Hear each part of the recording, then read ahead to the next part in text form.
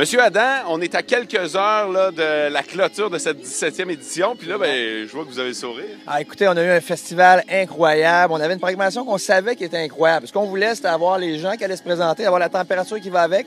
Ça a très bien été. On passe à mercredi avec les volubiles, jeudi avec les finissants de l'École nationale de l'humour. Vendredi, on a eu un gala incroyable. Hier, avec Patrick Huard en tête d'affiche, mais aussi Dominique Paquette, Virginie Fortin.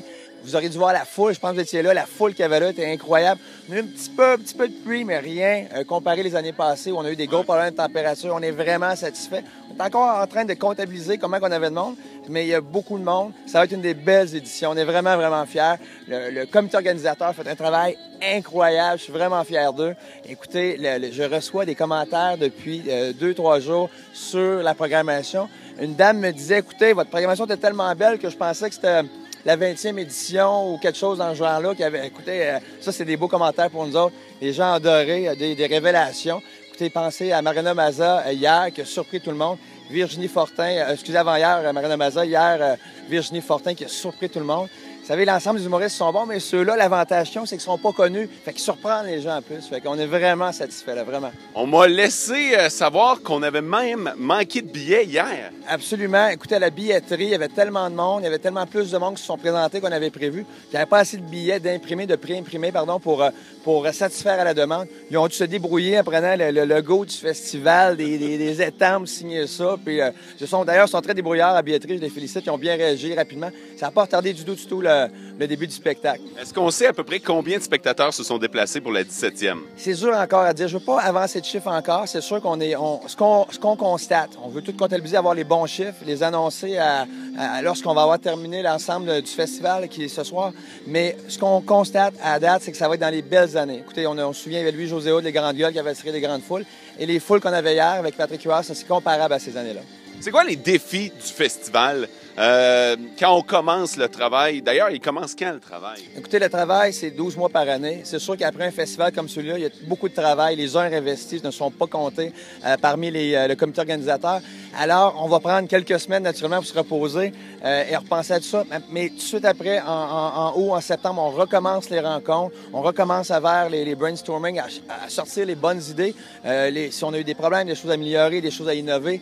Mais le défi, il est que le niveau de qualité du Festival d'humour est tellement haut que les gens s'attendent à ça. Alors, il faut vraiment livrer la marchandise d'année après année parce qu'on a bâti notre autorité, tant mieux, mais il faut vivre avec la responsabilité qui va avec ça. Les humoristes me disaient d'ailleurs que le Festival d'humour de l'Abitibi-Témiscamingue a une très bonne cote au niveau du monde de l'humour. Je pense entre autres à un gars comme Simon Leblanc qui m'a dit c'est le festival et ça dépasse même juste pour rire. Écoutez, ça fait plaisir d'entendre ça, je peux vous le confirmer. Parce que les gens ici se donnent cœur et âme pas juste pour les festivaliers et pour la qualité du spectacle, mais on se donne comme ça pour recevoir les artistes. Vous savez, je ne veux pas comparer avec les autres festivals, mais on fait plus que juste dire, écoutez, on vous book, on donne un chèque, puis il s'en va. On s'occupe d'eux autres, littéralement jour et nuit. Écoutez, on sort avec eux autres, on va souper avec eux autres, on les accueille, on s'occupe de leur journée, on s'assure de leur confort. On veut à chaque fois que ça soit une expérience inoubliable pour eux autres. On est conscient que l'Abitibi, c'est quelques heures de route, c'est un petit peu plus loin que des endroits comme Montréal, Québec. La part des artistes sont concentrés à Montréal.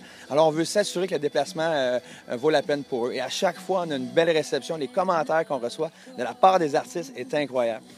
Qu'est-ce qu'on nous réserve? Qu'est-ce qu'on veut faire pour la 18e édition? Je suis certain que vous avez déjà commencé à y penser. Absolument. Je ne peux pas révéler les noms naturellement, mais on a déjà des contacts de commencer. On a déjà des pourparlers.